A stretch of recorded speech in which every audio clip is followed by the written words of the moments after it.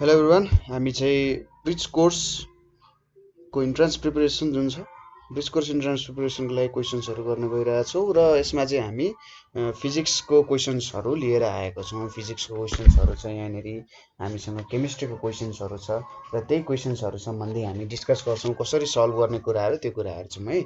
र यो चाहिँ हाम्रो CTEVT health program general medicine, D pharma, medical laboratory technology, dental science, radiology, homeopathy, ophthalmic साइन्सदेखि लिएर हामीले चाहिँ +2 को लागि पनि बनाएको छौँ।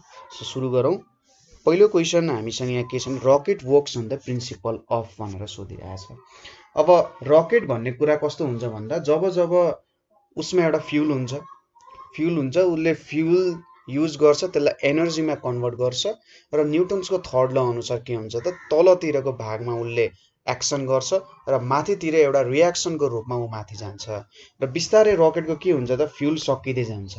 फ्युल सकिँदै जानु भनेको के हो त उसको मास घट्दै जानु, किन उसले त फ्युल स्टोर गरेर माथि बढिरहेको हुन्छ भनेपछि उसको मास के भइरहेको हुन्छ, घटिरहेको हुन्छ। त्यसैले यो प्रिन्सिपल अफ कन्जर्भेसन अफ मासमा वर्क गरेन, किनभने यसमा मास घट्दै गयो। ठिक छ। त्यसपछि एनर्जीको प्रिन्सिपलमा पनि यसले काम गरेन, किनभने जति फ्युल सकिँदै जान्छ उसले प्रोड्युस गर्ने इनर्जी घट्दै जान सक्छ। ठिक छ। र भेलोसिटीको कुरा गर्दाखेरि भेलोसिटीकोमा पनि काम गरेन, किन भन्दा सर्टेन टाइम पछि उसको भेलोसिटी सुरुको बेला धेरै हुन्छ, एकदमै हाई भेलोसिटीले जानुपर्ने हुन्छ, स्केप भेलोसिटी त पुग्नुपर्ने हुन्छ। एउटा समयमा चाहिँ उसको भेलोसिटी एकदमै हाई हुन्छ, तर एउटा सर्टेन पोइन्टमा गइसकेपछि उसको भेलोसिटी कम हुन पायो। ठिक छ। तर उसको मोमेन्टम भन्ने जुन कुरा छ उसको मोमेन्टम चाहिँ कन्जर्भ हुन्छ यहाँनिर। ठिक छ। अब रकेटको मोमेन्टम कन्जर्भ हुने जुन एउटा थ्योरी छ त्यो चाहिँ हामीले BSc मा पढ्नुपर्ने हुन्छ। तर मोमेन्टम कसरी कन्जर्भ हुन्छ भन्दा मोमेन्टम भनेको के हो, मास इन्टु भेलोसिटी। ठिक छ। मोमेन्टम भनेको मास इन्टु भेलोसिटी हो। मास घट्दै गइसकेपछि भेलोसिटी बढ्न पाउँछ र भेलोसिटी घट्दै जानुको मतलब अथवा भेलोसिटी थोरै हुनुको मतलब त्यसमा मास धेरै छ, किनभने इनर्सिया धेरै मास भएपछि इनर्सिया धेरै हुन्छ र इनर्सिया धेरै भइसकेपछि उसलाई भेलोसिटी चेन्ज गर्न गाह्रो हुन्छ हैन। भेलोसिटी चेन्ज गर्न गाह्रो हुन्छ भनेपछि यो m इन्टु v भन्ने क्वान्टिटी चाहिँ के भइरहेको हुन्छ, कन्स्ट्यान्ट फर्ममा गइरहेको हुन्छ। ठिक छ। अब अर्को क्वेसनतिर जाउँ। When a force of 1 Newton acts on a mass of 1 kg which is able to move freely, the objects move with a। अब यहाँनेरि 1 न्युटनको फोर्स लागेको छ, हामीले कति न्युटनको फोर्स दिएको छ, 1 न्युटनको फोर्स दिएको छ र मास कति छ, 1 kg छ। अब यहाँनेरि त हामीले के युज गर्न सक्छौँ, F = ma भन्ने युज गर्न सक्छौँ हैन। फोर्स = मास इन्टु एक्सेलरेसन गर्यो भने यहाँनेरि के हुन्छ त 1 = 1 इन्टु a भनेपछि एक्सेलरेसनको value 1 metre per second square हुन्छ। ठिक छ। भन्नुको मतलब यदि एउटा बडी फ्रीली मुभ गर्न सक्छ र त्यसमा चाहिँ मैले 1 न्युटनको फोर्स लाए जुनको मास 1 kg छ भने त्यो चाहिँ 1 मिटर पर सेकेन्ड स्क्वायर को एक्सेलरेसन हुन्छ। भन्नुको मतलब उसको भेलोसिटी चाहिँ प्रत्येक सेकेन्ड 1 मिटर पर सेकेन्ड ले चेन्ज हुँदै जान्छ। पहिलो सेकेन्ड 1 मिटर पर सेकेन्ड हुन्छ, दोस्रो सेकेन्ड 2 मिटर पर सेकेन्ड हुन्छ, तेस्रो सेकेन्ड 3 मिटर पर सेकेन्ड हुन्छ, चौथो सेकेन्ड 4 मिटर पर सेकेन्ड, यसरी जान्छ। अब यहाँनिर अप्सन कुन मिल्न जान्छ त, हामीले acceleration 1 metre per second square भेट्यौँ भनेपछि acceleration of 1 metre per second square हुन्छ। अर्को छ a body of mass 20 kg moves with an acceleration of 2 metre per second, the rate of change of momentum in SI unit. ठिक छ। अब यहाँनिर के सोधेको छ, एउटा बडी मास 20 kg छ हैन, 20 kg मासको एउटा बडी छ हामीसँग र त्यसको एक्सेलरेसन चाहिँ 2 मिटर पर सेकेन्ड छ। एक्सेलरेसन भनेको के हो त, चेन्ज इन के त भेलोसिटी, भेलोसिटीमा चेन्ज डिभाइडेड बाइ टाइम हैन। यसको मतलब हाम्रो फोर्सको इक्वेसन के हो, फोर्स = ma हो हाम्रो इक्वेसन। अब चेन्ज इन एक्सेलरेसन भनिरहेछ, चेन्ज इन एक्सेलरेसन दिइरहेछ, सरी एक्सेलरेसन दिइरहेछ भनेपछि यसले के गर्यो त चेन्ज इन भेलोसिटी टर्म लियो हैन। The rate of change of momentum भनेको छ नि। अब मास कन्स्ट्यान्ट रहन्छ यहाँनेरि, नभए रकेटको इक्जाम्पल दिन सक्थ्यो, किनभने रकेट यहाँनेरि रकेट भनेको छैन, केही पनि एउटा बडी भनेको छ, यसको मासमा केही चेन्ज आउँछ भनेको छैन, नभए rate of change of mass is 20 kg भनेर भन्थ्यो होला है। तर यहाँनेरि भेलोसिटीमा चेन्ज दिइरहेछ, कसरी एक्सेलरेसन भनिरहेछ नि त, भनेपछि चेन्ज इन भेलोसिटी भनेर भनेपछि एक्सेलरेसन दियो यसले। अब मास इन्टु एक्सेलरेसनले फोर्स दिन्छ। हामीलाई के थाहा छ त rate of change of momentum. Rate of change of momentum भनेको एक्सेलरेसन हो। Rate of change of momentum भनेको फोर्स हो। Sorry, rate of change of momentum force हो। त्यसैले यहाँनेरि हामीले फोर्स भेट्नु पर्ने हुन्छ। सो अब फोर्स कसरी भेटिन्छ त F इक्वल्स टु ma गर्यौं भने मासको भ्यालु 20 kg छ, एक्सेलरेसनको भ्यालु 20 छ भने फोर्स भनेको मास इन्टु एक्सेलरेसन हुन्छ, 20 हुन जान्छ भ्यालु हैन, 20 इन्टु 2 हुन जान्छ। सरी, 20 इन्टु 2 भनेको कति हुन्छ 40 हुन्छ। अब यहाँनेरि के आउँछ 40 चाहिँ यसको भ्यालु आउन जान्छ। ठीक छ, कुरा बुझ्नुभयो। अर्को छ the inertia of an object tends to cause the object. इनर्सियाले अब्जेक्टमा के गर्छ त अप्सन हेरौँ। To increase its speed, to decrease its speed, to decelerate due to friction, to resist any change in its state of motion. अब इनर्सियाले के काम गर्छ भने इनर्सियाको डेफिनेसन अनुसार inability to change the state of rest or uniform motion. यदि ऊ रेस्टमा छ भने ऊ चाहिँ रेस्टमै रहन चाहन्छ र यदि ऊ मोसनमा छ भने मोसनमै रहिरहन चाहन्छ। भनेपछि यदि त्यहाँनेरि केही पनि फ्रिक्सन छैन भने उसले आफ्नो स्पिड इन्क्रिज गर्न चाहन्छ भन्ने कुरा हुँदैन। इनर्सियाले के भन्छ त यदि ऊ एउटा स्पिडमा गइरहेछ भने ऊ त्यही स्पिडमा जान चाहन्छ। त्यसैले अप्सन ए मिलेन। डिक्रिज स्पिड पनि भएन। यदि ऊ हिँडिरहेछ भने उसको के त स्पिड डिक्रिज हुन चाहदैन, ऊ चाहिँ त्यही स्पिडमै रहिरहन चाहन्छ। त्यसैले अप्सन बी पनि भएन। अप्सन सी ले के भनिरहेछ to decelerate due to friction. अब फ्रिक्सन भनेपछि त हामीले एउटा एक्सटर्नल फोर्स एप्लाई गर्यौं। इनर्सियामा त हामीले एक्सटर्नल फोर्स एप्लाई गर्यौं भने त त्यसले स्टेट अफ बडी चेन्ज गर्न सक्छ हैन, स्टेट अफ बडी चेन्ज गराउनु सक्छ। तर इनर्सियाको डेफिनेसन अनुसार त काम भएन। इनर्सियामा यदि फोर्स एक्ट भयो भने त त्यो बडीको स्टेट चेन्ज हुन सक्छ नि त, त्यसैले यो भएन। अब इनर्सिया भनेको हाम्रो Newton's first law of motion अनुसार हामीले काम गर्नुपर्ने हुन्छ। अब अर्को के छ to resist any change in state of motion. अब त्यो बडीको स्टेट अफ मोसनमा चाहिँ के चेन्ज ल्याउन खोज्छ। यदि ऊ रेस्टमा छ भने रेस्टमा रहिरहन चाहन्छ, यदि ऊ मोसनमा छ भने मोसनमा रह। रेजिस्ट भनेको के त चेन्ज हुन नदिनु। ठीक छ, म्हणजे अप्सन डी चाहिँ यहाँनेरि मिल्न जान्छ। When a net force acts on an object, the object will be accelerated in the direction of force with an acceleration proportional to भनिरहेछ। अब नेट फोर्स कुनै अब्जेक्टमा एक्ट भयो र उसमा के भयो त एक्सेलरेसन प्रोड्युस भयो। ठीक छ, कुनै एउटा नेट फोर्स एक्ट भयो कुनै पनि बडीमा र उसमा के भयो त एक्सेलरेसन प्रोड्युस भयो। अब एक्सेलरेसन प्रोड्युस भयो भनेपछि त्यो के को कारण प्रोड्युस भयो त भन्ने कुरा हामीले थाहा पाउनु पर्ने हुन्छ।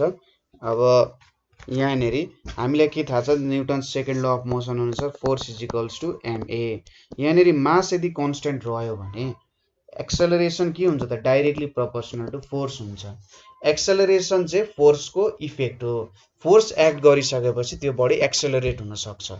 एक्सेलरेसनमा डिसेलरेसन पनि पर्छ, रोकिन पनि सक्छ, अगाडि धेरै स्पिडले बढ्न पनि सक्छ हैन।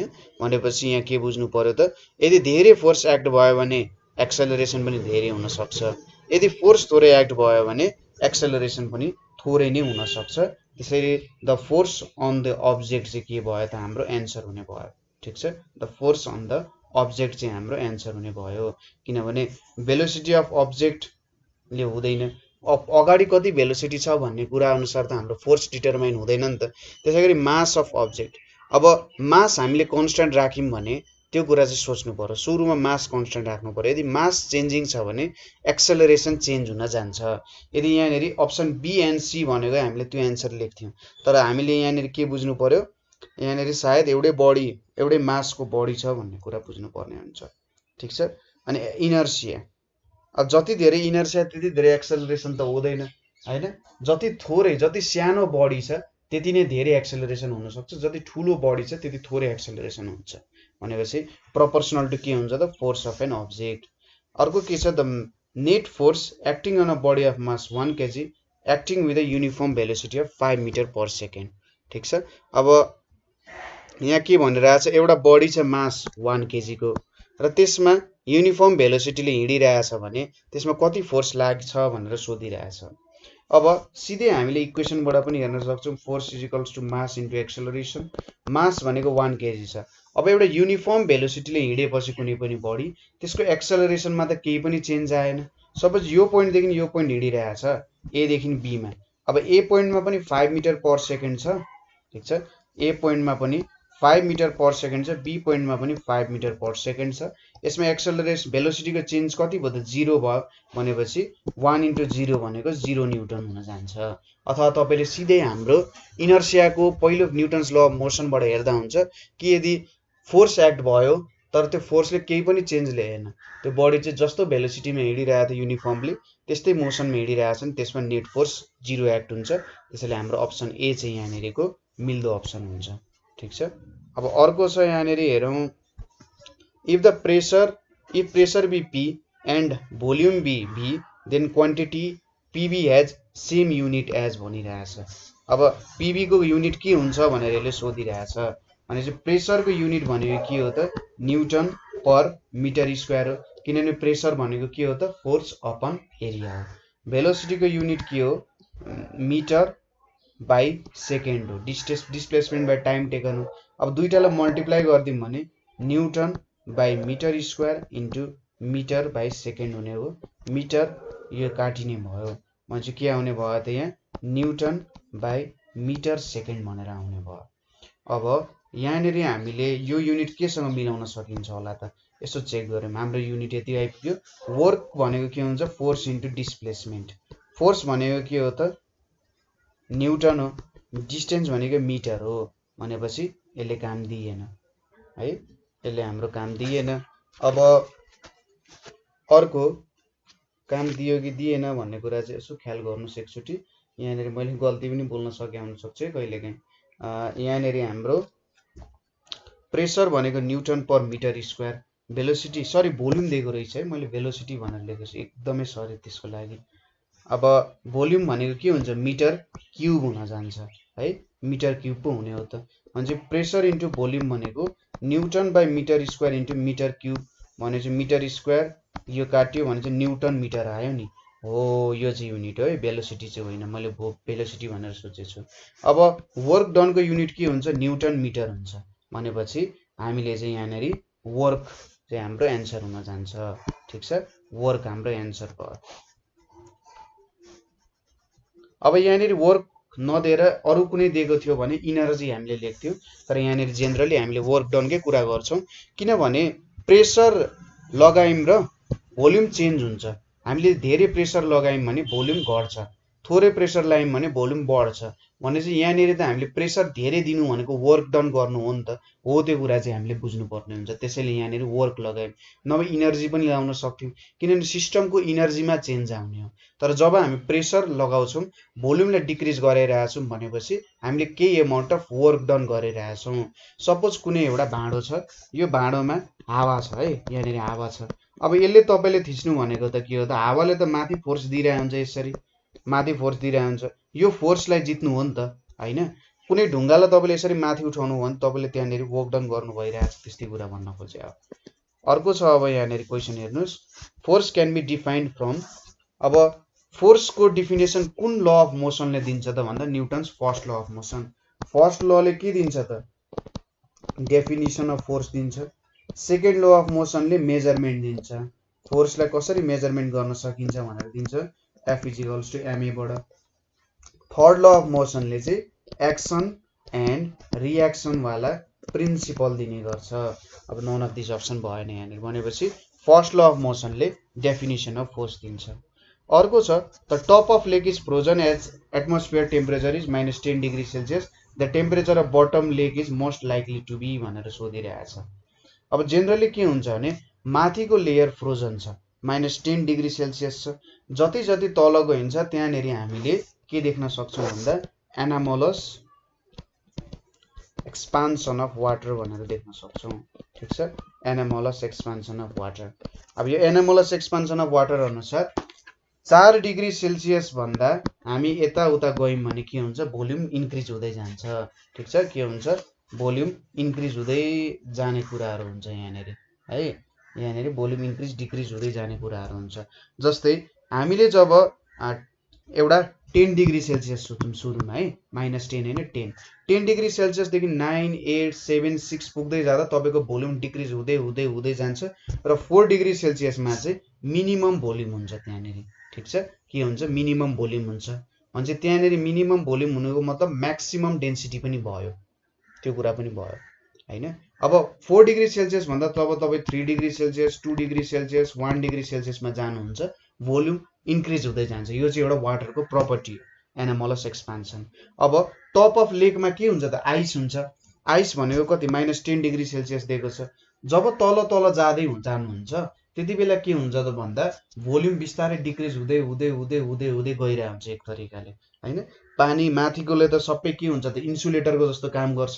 माथि इन्सुलेटरको जस्तो काम गर्यो भने अब तपाईले के थाहा छ, सबसे डेन्स वस्तु जुन छ त्यो डेन्स वस्तु त सबसे तल बस्ने हो हैन। डेन्स वस्तु त सबसे तल बस्छ। सपोज तपाईले पानीमा आइरन डुबाउनु भने आइरन सबसे तल हुन्छ, किन भन्दा उसको डेन्सिटी धेरै हुन्छ। अब यहाँनेरि पानीको जब 4 डिग्री सेल्सियसको वाटर छ त्यो वाटरको डेन्सिटी सबसे ज्यादा छ भनेपछि उ चाहिँ बटम अफ लेकमा हुन्छ। 4 डिग्री सेल्सियस चाहिँ हाम्रो एन्सर हुन जान्छ, ठीक छ। अर्को छ एसआई युनिट अफ वेट। अब वेटको एसआई युनिट के हो त भन्दा केजी होइन, sorry, SI unit of weight भनेको चाहिँ न्युटन हुन जान्छ है। एसआई युनिट अफ वेट भनेको चाहिँ न्युटन हो, के मास सोध्या भए केजी हुन्थ्यो, ठीक छ। अब अर्को क्वेसन छ हामीसँग, the earth attracts a body of mass 1 kg kept on its surface with a force of कति भनेर सोधिरहेछ यहाँ है। अब यहाँनेरि दुईटा तरिकाहरू छन्, म दुईटै तरिकाहरू भन्छु। यसको लागि अब पहिलो तरिका अलिकति गाह्रो छ, हेर्नुस्। F = G m/r² गरेर पनि गर्न सकिन्छ। अब डिस्टेन्स भनेको अर्थको रेडियस तपाईलाई याद हुनु पर्यो। यो सानो यम भनेको चाहिँ बडीको मास 1 केजी हुनु पर्यो र यो यम भनेको जुन चाहिँ अर्थको मास पनि थाहा हुनुपर्छ र तपाईले यहाँनेरि चाहिँ यसरी फोर्स क्याल्कुलेट गर्न सक्नुहुन्छ। अर्को तरिका भनेको हामीलाई के थाहा छ त, अर्थको सर्फेसमा एक्सेलरेसन ड्यू टु ग्राभिटी, ग्राभिटीले कज गर्ने एक्सेलरेसन भनेको 9.8 मिटर/सेकेन्ड² हुन्छ हैन। यो त एक्सेलरेसन हो। अब हामीसँग एक्सेलरेसन छ भने फोर्स भनेको के लेख्न सकिन्छ, मास इन्टु एक्सेलरेसन भनेर लेख्न सकिन्छ। मास भनेको 1 केजी छ, फोर्स भनेको 9.8 मिटर/सेकेन्ड² छ भने फोर्स कति भयो त 9.8 न्युटन भनेर पनि लेख्न सकिन्छ, ठीक छ। त्यसैले अप्सन सी चाहिँ यहाँनेरिको करेक्ट अप्सन हुने भयो। जुनै तरिकाले गरे पनि हुन्छ, तर यो तरिका याद गर्नुभयो भने अलिकति सजिलो हुन्छ, तपाईले क्याल्कुलेसन्सहरु गर्न अलिकति सजिलो हुन जान्छ। अर्को छ अब यहाँनेरि हेर्नुस् त, if A and B are two objects with mass 8 kg and 32 kg हो, यो चाहिँ यहाँनेरि 32 kg भनेर छ रेस्पेक्टिभली, देन के भनिरहेछ, पहिलो अप्सनले A has more inertia than B, B has more inertia than A and B have same inertia, none of these। अब inertia भनेको के हो त, हाम्रो फोर्सलाई अपोज गर्नु, फोर्सलाई अपोज गर्नु भनेको चाहिँ के हो, हाम्रो इनर्सिया हो हैन। जुन कुराले फोर्सलाई अपोज गर्छ त्यसलाई इनर्सिया भनेर भनिन्छ। जसको धेरै मास छ उले धेरै फोर्सलाई अपोज गर्न सक्छ नि। तपाईले एउटा सानो बललाई मज्जाले लात हान्न सक्नुहुन्छ, पर पुर्याउन सक्नुहुन्छ, तर त्यही लात तपाईले भित्तामा हान्नु भने भित्ता त डेक चल्दैन, त्यही ठाउँमा रहिरहन्छ नि। भनेपछि के बुझ्न सकिन्छ, जति ठूलो मास छ त्यसमा हामीले त्यति नै धेरै फोर्स लाउनु पर्यो, त्यसको स्टेट चेन्ज गर्नको लागि। जुन स्थितिमा छ त्यो स्थितिमा परिवर्तन ल्याउनको लागि हामीले जति धेरै मास छ त्यसमा त्यति नै धेरै फोर्स लाउनु पर्यो। अर्को एक्जाम्पल पनि सोच्नुस्, जस्तै तपाईले सानो ढुङ्गा त सजिलै फाल्न सक्नुहुन्छ नि, तर ठुल्ठुलो ढुङ्गालाई उठाउन पनि सक्नु हुँदैन।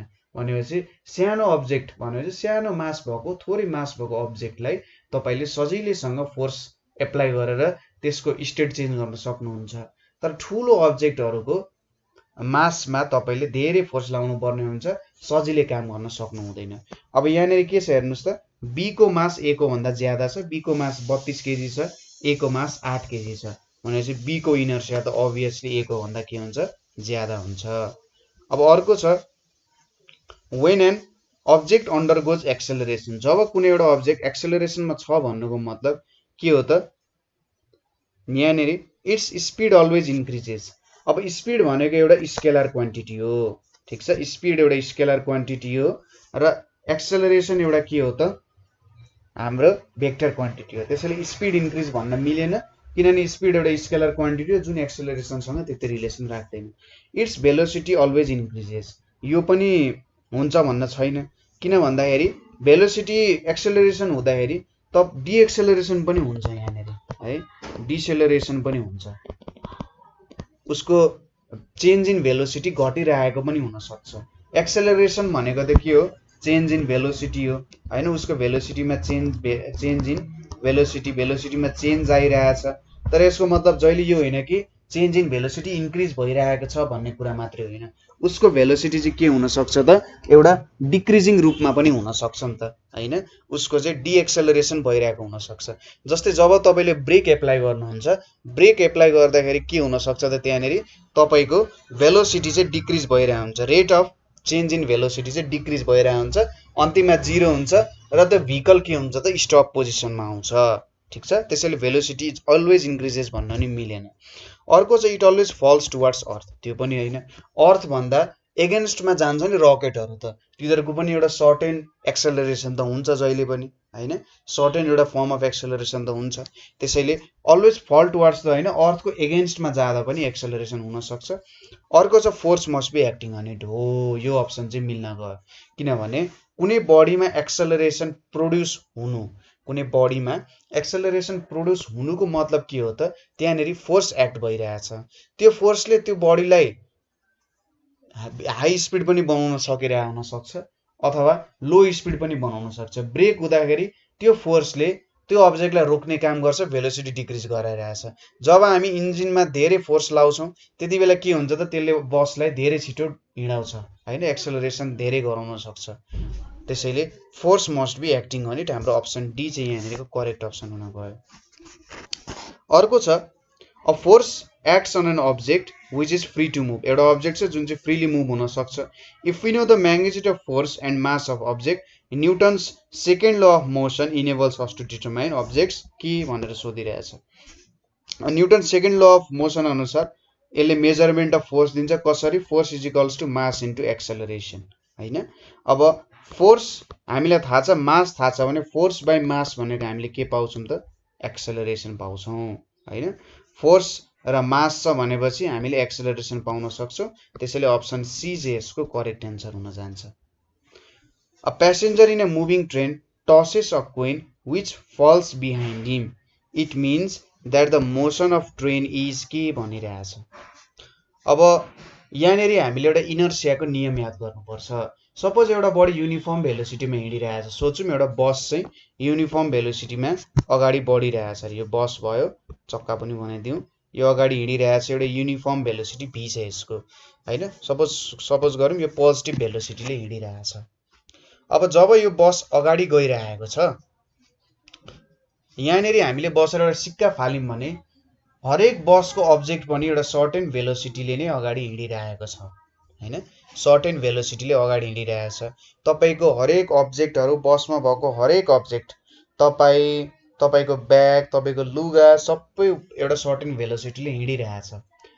सपोज तपाईले एउटा कोइन यसरी माथि फाल्नुभयो भने त्यो कोइन तपाईकै हातमा आइपुग्छ फेरि, किनभने त्यो कोइन पनि बस सँगसँगै अगाडि हिँडिरहेछ, तपाईँ जसरी अगाडि हिँडिराख्नु भएको छ त्यो कोइन पनि अगाडि हिँडिरहेको छ। ठिक छ, तर जब कुनै एक्सेलरेसन हुन जान्छ यहाँनिर, ठिक छ, जब यहाँनिर चाहिँ हाम्रो सर्टेन एउटा एक्सेलरेसन हुन जान्छ, त्यो एक्सेलरेसनले के काम गरिदिन्छ त, सपोज गर्नुहोस् एउटा तपाईँ बसमा हुनुहुन्छ, त्यो बस के भइरहेछ त एक्सेलरेट भइरहेको छ है, त्यो बस के भइरहेछ एक्सेलरेट भइरहेछ र अब त्यसले तपाईको के गर्न सक्छ त बिहाइन्ड कसरी फल हुन सक्छ अथवा अगाडि कसरी जान सक्छ भन्ने कुरा हो। बिहाइन्ड फल हुनुको मतलब त्यहाँनिर चाहिँ अब अप्सन्सहरू चेक गरौँ। सपोज सर्कुलर ट्र्याकमा हिँड्दाखेरि कोइन के हुन्छ होला त भन्दा भित्तातिर जान्छ, ठिक छ, किनभने सर्कुलर ट्र्याकमा सबैलाई भित्तातिर ठेलिन्छ हैन, भित्तातिर ठेलिसकेपछि त्यो कोइन पनि के हुन्छ भित्तातिर जान्छ।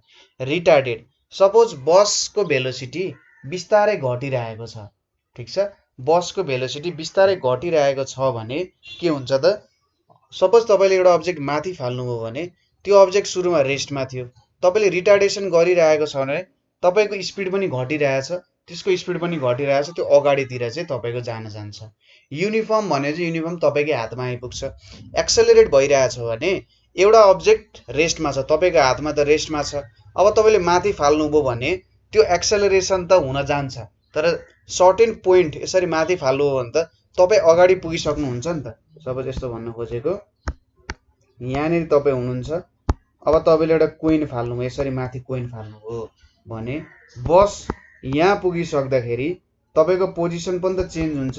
ठ्याक्कै यो पोजिसनमा हुनुहुन्छ, कोइन त सिधै माथिबाट यसरी तल खस्ने हो, ठीक छ, कोइन सिधै यसरी माथिबाट तल खस्ने हो भनेपछि यदि तपाईको एक्सेलरेसन हुँदा चाहिँ के हुन्छ त, तपाई अघिल्लो अगाडिको पोजिसनमा गइसकेको हुनुहुन्छ, तर कोइन चाहिँ के हुन्छ, तपाईको अनुसार एउटा स्टेट अफ रेस्टमा भएको कारण त्यो अगाडि बढ्न सक्दैन, किनभने उ सिधै माथि मात्रै गइरहेछ, उसको अगाडितिरको केही पनि भेलोसिटी छैन, हो त्यस्तो भन्न खोजिरहेछ, ठीक छ।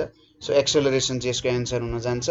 अर्को छ when a constant force is applied on the body it moves with constant के भनिरहेछ, एक्सेलरेसन भनेर भन्न सकिन्छ। यहाँनिर यदि कुनै बडीमा हामीले कन्स्टेन्ट फोर्स एप्लाई गरिरहेछौँ, कुनै बडीमा हामीले कन्स्टेन्ट फोर्स एप्लाई गरिरहेछौँ भने यसको एक्सेलरेसन कस्तो हुन्छ त, कन्स्टेन्ट हुनु पर्यो, आखिर त्यही त हो कुरा, कन्स्टेन्ट एक्सेलरेसन भए त कामै भएन नि हैन। सो यहाँनिर हाम्रो एन्सर भनेको चाहिँ कन्स्टेन्ट एक्सेलरेसन हुन जान्छ। कसरी कन्स्टेन्ट एक्सेलरेसन हुन्छ होला भन्ने कुरामा तपाईलाई कन्फ्युजन हुन सक्छ। सपोज तपाईले यसको लागि चाहिँ न्युटन्स सेकेन्ड ल अफ मोसनमा हेर्न सक्नुहुन्छ, तपाईको फोर्सको भ्यालुमा केही पनि चेन्ज आएको छैन, ठीक छ, तपाईको फोर्सको भ्यालुमा केही पनि चेन्ज आएको छैन भने तपाईको एक्सेलरेसन जहिले पनि कन्स्टेन्ट हुन्छ, उ चाहिँ एउटै rate of change of velocity जहिले पनि सेम हुन्छ।